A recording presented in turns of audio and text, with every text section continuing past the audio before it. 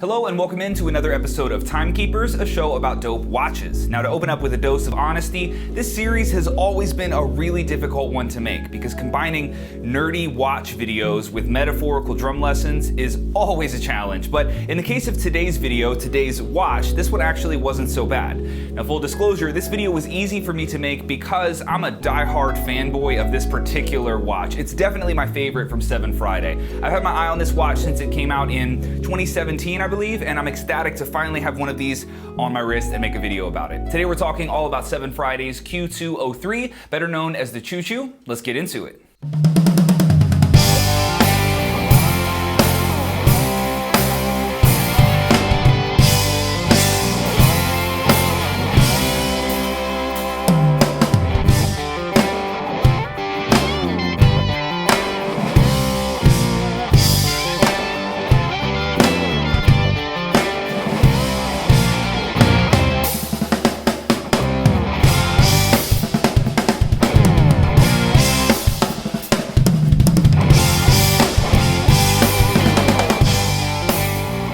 As always, let's get all of our technical details out of the way, then we'll move on to aesthetics, design concepts, and some of the more fun stuff about this watch. Now, one of the standout features of the Q2 is just its size. The box is 44.3 millimeters by 49.7 millimeters, and if you're at all familiar with watch sizes, you know that creeping up on 50 millimeters is pretty big. Now, this watch doesn't feel overwhelmingly bulky on your wrist, but it's definitely got a nice weight to it. Are they heavy? Yeah. Then they're expensive. Put them back. The watch features an off-center hour and seconds disc, and I really like how both of these are seated in the watch face. The hour disc is oriented to the left, and you can see that only half of the numbers are actually there. But what's cool is that the hour hand is two-sided, so as the hour hand does a 180, you simply use the other end of that hand. Both of the ends of the hour hand are color coordinated to differentiate between AM and PM. I thought that was pretty cool.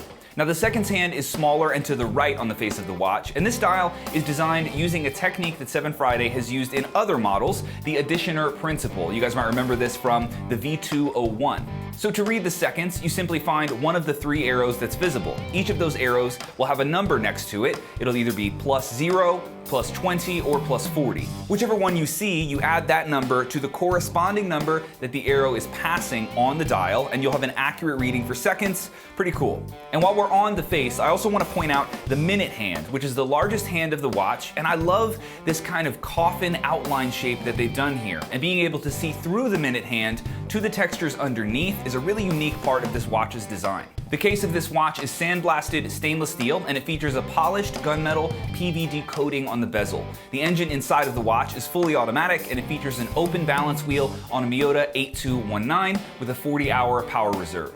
Like all 7Fridays, this watch comes with an NFC chip seated behind the globe on the case back, so you can scan your watch via the 7Friday app for authenticity. The glass on the front of the Q2 is specially hardened mineral glass. It's also water resistant up to 30 meters, and it features a calendar window at the 3 o'clock position. All in all, this watch packs a good amount of functionality into a design that's clearly focused on presentation and aesthetics. Now, personally, I tend to lower my expectations for a watch's utility when they get more beautiful, because I feel like if I'm paying for the beauty, I shouldn't expect anything else. That's not always accurate, but it's how I tend to see it. So it's really cool to see how much utility is preserved in the Q2 because honestly, I would wear this watch even if it didn't work.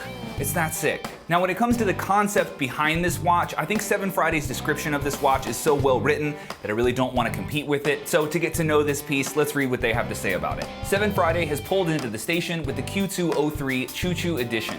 This industrial revolution-inspired entry from the Q series is a modern-day tribute to train travel and the pioneers, visionaries, and industrialists who envisioned a mobile infrastructure that could truly connect the world.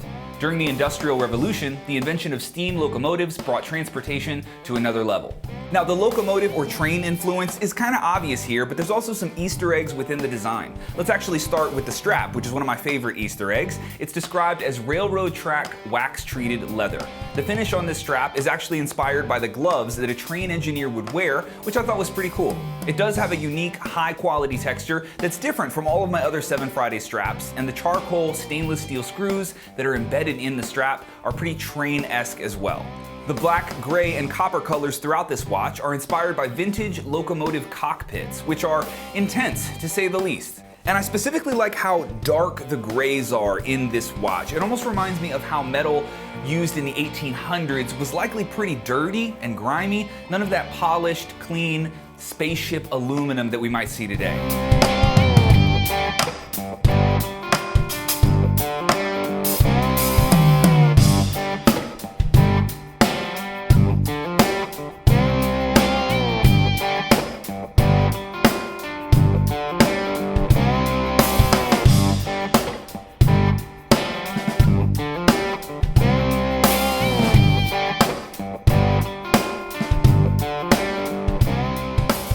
Now, as some of you may have already seen, I got married last month in the Smoky Mountains, and of all the watches in my collection, this was the one that I chose to wear. Now, I did pair the Choo-Choo, this watch body, with the S201 strap because I needed a black strap to match my suit, but man, did this watch feel good to wear with a custom-fitted suit. As rugged, masculine, and really as ballsy as this watch is, there's something about the classiness of traveling by train and that whole vibe that just begs this thing to be paired up with a nice outfit. So if you find yourself mowing the grass in this watch, you're doing it wrong. Now, I got tons of compliments on this watch over the weekend, and yeah, that's probably cheating because it was my own wedding, so I'm gonna get some compliments, but either way, it felt awesome to wear a watch that brings a smile to my face and genuinely feels good to wear. And much like anything that men collect, oftentimes we need to be reminded that we're not just buying a product, but we're also investing in a feeling. Yes, you can buy a $150 suit at JCPenney, and it's definitely a suit, but it doesn't make you feel like the custom-made suit that you had to save up for. And yes, you can buy an Apple Watch for $200, and it's more functional than this, for sure, but it doesn't feel like this watch, or any watch with a story that produces a true, genuine emotional response. And yes, you can buy a $300 maple snare drum that serves all your purposes as a professional musician, but it doesn't feel like the custom-made boutique snare that costs as much as your car. You can buy a $250 pair of hi-hats, and they sound great, and they're super functional, and they work for all the genres. I get it, but they'll never make you feel the same way that a 16-inch pair of extra dry thin hi-hats makes you feel. When it comes to chasing these feelings that some material possessions can give us, it's not purely function or utility that we're chasing every single time. Sometimes there's a mystical, sacred, divine, and yeah, maybe a placebo feature that makes things just hit differently. I think if only for the sake of honesty, sometimes we need to be reminded that it's okay to chase down those good feelings in the things that we buy. And as someone who's usually a bit more utilitarian in my consumerism, it just feels good to wear something that puts you in a good mood every time you see it. For me, this watch does exactly that, and it's been an absolute joy to wear. Thank you all for watching. This has been Timekeepers Episode 6, featuring 7 Fridays Q2 03. I hope you enjoyed it. Adam here, the Orlando drummer, and I will catch you in the next one. Later.